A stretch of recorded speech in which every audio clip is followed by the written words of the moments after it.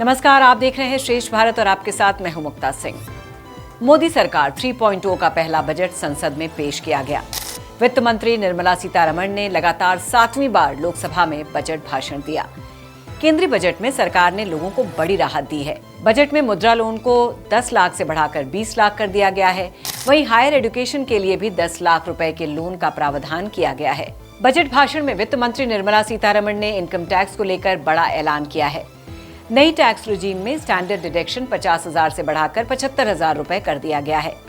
अब 3 से 7 लाख रुपए तक 5%, 7 से 10 लाख रुपए तक 10%, 10 से 12 लाख रुपए तक 15%, 12 से 15 लाख तक 20% कर दिया गया है। वित्त मंत्री निर्मला सीतारमण ने बड़ा ऐलान करते हुए कहा है कि कैंसर की दवाएं सस्ती होंगी। मोबाइल और मोबाइल चार्जर समेत अन्य उपकरणों पर BCD 15% घटाई गई है। इसके अलावा सरकार ने सोना और चांदी पर कस्टम ड्यूटी कम करके अब 6% कर दिया है। इसके बाद सोना चांदी की कीमतें कम हो जाएंगी। इसके अलावा लेदर और फुटवेयर पर कस्टम ड्यूटी घटाई गई। वहीं दूसरी ओर टेलीकॉम उपकरण महंगे हो गए हैं। इन पर लगने वाली कस्टम ड्यूटी को 15% कम कर दिया गया है।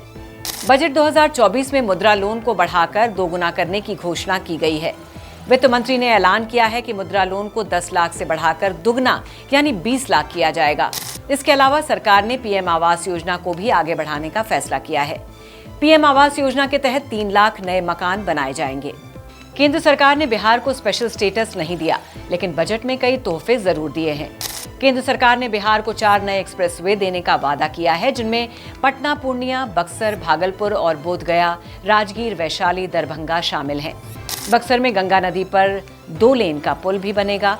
इसके अलावा 26,000 करोड़ रुपए की सड़क परियोजनाएं और 21,000 करोड़ रुपए का पावर प्लांट भी शामिल है। केंद्र सरकार बिहार में सड़क और बिजली पर जमकर पैसा खर्च करेगी। बजट में सड़क परियोजनाओं के लिए 26,000 करोड़ रुपए का प्रावधान किया गया है। इसके अलावा 21,000 करोड़ रुपए से पावर प्लांट भी बनेगा। बिहार में 4 नए एक्सप्रेसवे बनेंगे। पटना से पूर्णिया के बीच एक्सप्रेसवे के लिए केंद्र सरकार पैसा देगी। बक्सर से भागलपुर के बीच हाईवे का निर्माण होगा। बोधगया से राजगीर, वैशाली होते हुए दरभंगा तक हाईवे बनेगा। बक्सर में गंगा नदी पर 2 लेन का एक पुल भी बनेगा। मतलब साफ है, बिहार में बाहर लाने के लिए फंड की कमी नहीं होगी। हर क्षेत्र में विकास होगा।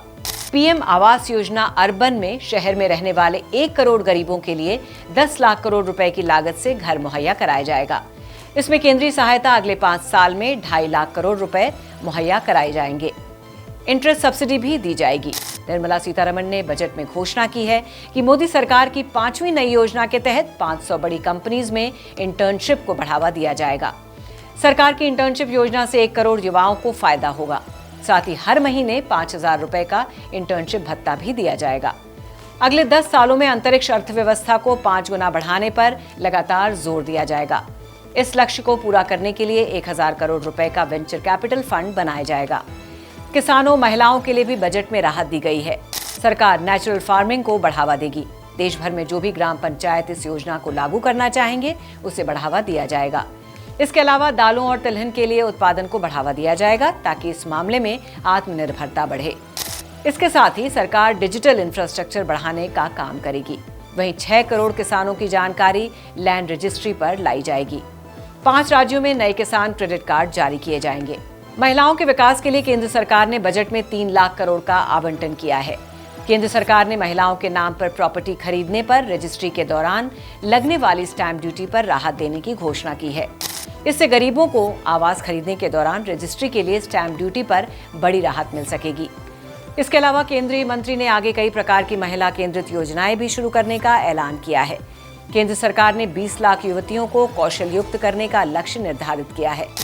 मौजूदा वक्त में बड़ी संख्या में ऐसी कई महिलाएं हैं जो कौशल न होने के अभाव में मनचाही नौकरी प्राप्त नहीं कर पाती हैं, या अगर पाती भी हैं तो उन्हें मनचाहा वेतन प्राप्त नहीं हो पाता है।